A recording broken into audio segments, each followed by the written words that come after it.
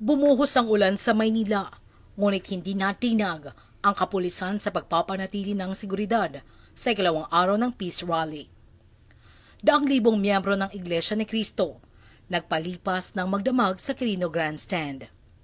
Manila Police, umulan man o umaraw, walang uwian upang masiguro ang paglilingkod at maprotektahan ang ating mga kababayan.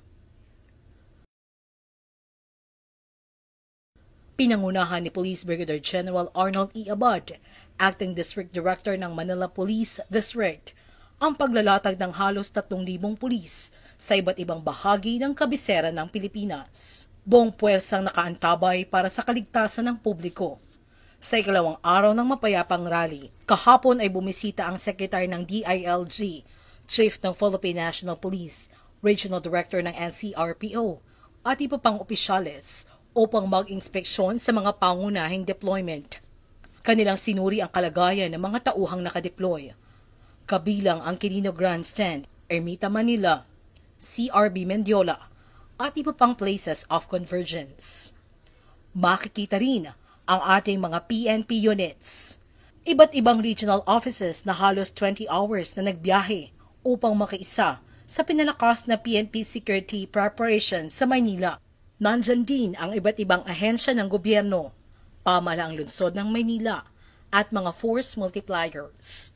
Mayroong emergency medical station at iba pang necessary support sa lugar ng protesta. Maaga ring ipinabatid sa publiko ang traffic and parking plan, road closures at rerouting of vehicles upang magsilbing gabay sa mga balak magbiyahe. Samantala, viral ang good deeds ng mga polis na namamahagi ng pagkain sa mga bata, partikular ang Moriones Police Station personnel na piniling ipamigay ang kanilang pagkain at nagbigay ngiti sa ating mga bibong bata.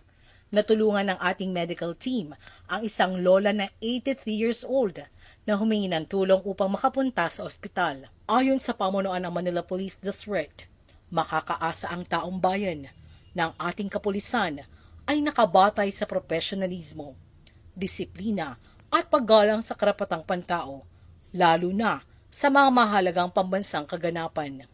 Samantala ngayong maulang hapon ng Lunes, pasado 2:00 ay nagsagawa ng kilos protesta sa San Sebastian Street ang ilang grupo. Mapayapang nag-disperse matapos harapin ng ating humanitarian negotiation team, kasamang ating official negotiator, legal at human rights officers mula sa Manila Police District. Makikita natin sa 2 araw na kaganapan, ang mga pulis ay sinanay upang protektahan ang mga karapatan ng publiko habang tinitiyak ang kapayapaan at seguridad sa lahat ng oras.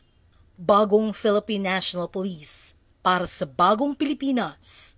Serbisyong mabilis, tapat at nararamdaman. Dito sa CRB Mendiola, ako si Police Master Sergeant Raquel Castro, alagad ng batas, taga-taguyod ng Balitang Pulis.